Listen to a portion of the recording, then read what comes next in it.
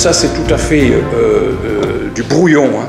C'est du brouillon fait à partir de nos échanges entre nous, et puis et qui n'est pas du tout finalisé, hein.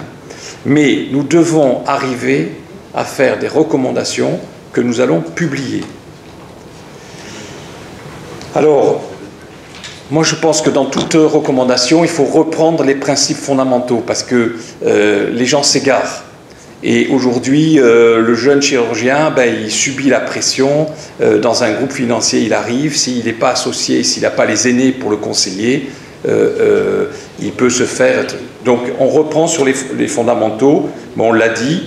Voilà. Le coût réel, ça c'est essentiel. Essentiel. Il faut le répéter.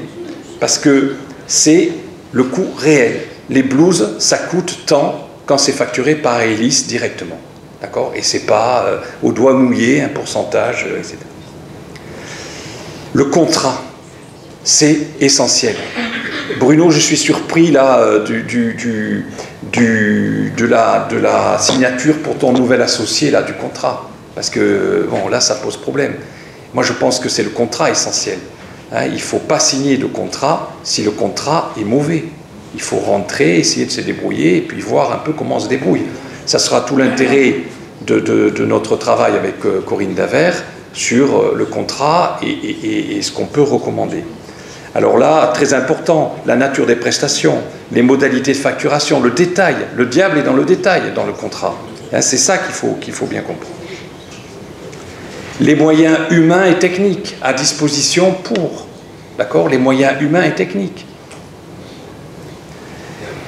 Alors l'infirmière de bloc opératoire, pour nous, notre position est claire aujourd'hui, et ce, d'autant plus que les textes de loi arrivent en disant que pour opérer au bloc opératoire, il faut être infirmière diplômée IBOD, d'accord? C'est clair, il n'y a pas d'ambiguïté. Après, bien sûr qu'il y a de l'ambiguïté dans le texte, parce que c'était la CCM, le coût de la pratique, le GHS, parce que, etc. Mais non, qui va demander aux soins intensifs de cardiologie un pourcentage de redevance pour l'infirmière de cardiologie?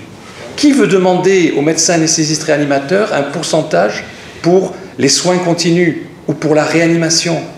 Qui veut demander un pourcentage pour l'USIC de soins intensifs de cardiologie pour payer les infirmières? Pas du tout, personne.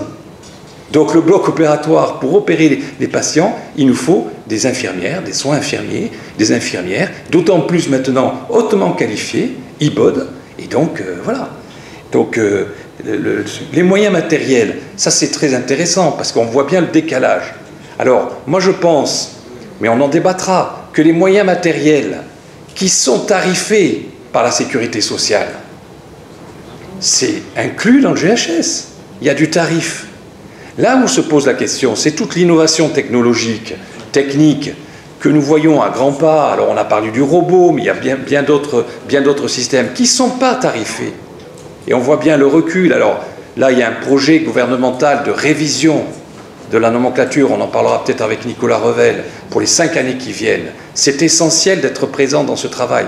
Pourquoi? Parce qu'il faut qu'il y ait un rendez-vous annuel pour remettre les pendules à l'heure. Sinon, on gardera toujours ce hiatus entre une technique avec un matériel, des moyens techniques nécessaires et aucun financement. Et ça dure depuis des années. D'accord? Alors c'est là où peut-être, quand il n'y a pas de GHS, quand il n'y a pas de GHS adapté, qu'il y a du retard tarifaire, le bon deal avec la clinique, c'est peut-être là où la place de la négociation pour avoir sur contrat avec une clause, attention, les choses évoluent. Ceux qui n'étaient pas tarifés il y a 10 ans, l'est maintenant. Je vous prends un exemple. Traitement endoveineux des varices, que je connais bien. Les techniques n'étaient pas tarifées. D'accord? Le laser endoveineux n'était pas tarifé. Ça fait 8 ans qu'on utilise le laser endoveineux non tarifé. D'accord? Maintenant, il est tarifé. La négociation qui avait pu avoir lieu sur l'achat des sondes du matériel jetable avec la clinique ne doit pas rester. Maintenant, c'est tarifé. C'est pour ça qu'il faut bien suivre l'évolution si vous avez des clauses de ce type.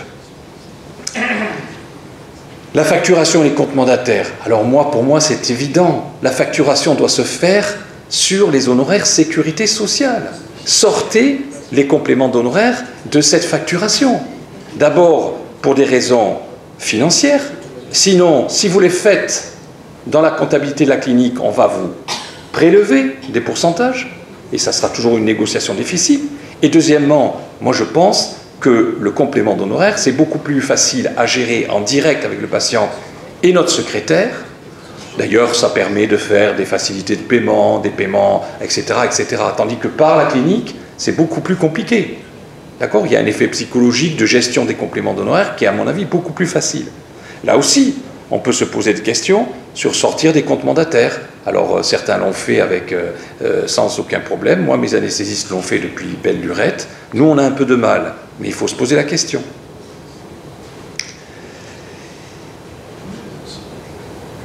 Ça, c'est un peu pareil. Et moi, je pense que la gestion des honoraires complémentaires doit être réalisée par le chirurgien. D'accord ? Sortez des comptabilités de la clinique les compléments d'honoraires. Bon, ça, c'est notre leitmotiv. Hein. Moi, j'ai toujours plaisir à remettre ça sur le truc, parce que même si la prudence, et j'espère qu'on aura de la jurisprudence qui va nous conforter dans cette truc, c'est qu'à l'exclusion de ceux afférents aux soins infirmiers. Et à la limite, aujourd'hui, le décret IBOD nous sert. Parce qu'on peut se dire que si vous avez du personnel auxiliaire non infirmière que vous voulez avoir avec vous au bloc opératoire, vous le payez. Mais pour le reste, c'est les soins infirmiers nécessaires pour la réalisation de l'acte. Et puis je remets toujours cette diapo que je garde précieusement, parce que ce n'est pas une publication du bloc ni de l'UCDF, c'est une publication qui vient de l'assurance maladie, qui rappelle les définitions et les paramètres des GHS, qui rappelle cet article. Mais c'est intéressant parce qu'en bas à gauche, vous voyez, des GOS, etc. C'est-à-dire que c'est quand même ici un petit tableau récapitulatif. Vous voyez que les soins infirmiers inclus dans le GHS, oui, non. Les soins infirmiers, ils sont inclus dans le GHS. Donc c'est un tableau qui n'a rien d'officiel, mais c'est une interprétation quand même des services des pouvoirs publics. Voilà.